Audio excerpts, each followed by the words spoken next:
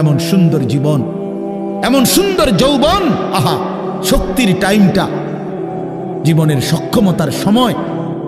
ছোটবেলা তো ভাইয়া দুর্বল, বৃদ্ধ বয়সটাও দুর্বল। তোমাদের অনেক কিশোর নওজোয়ান একজনের গায়েও চাদর নাই, কিন্তু মুরব্বী সবগুলোর গায়ে চাদর।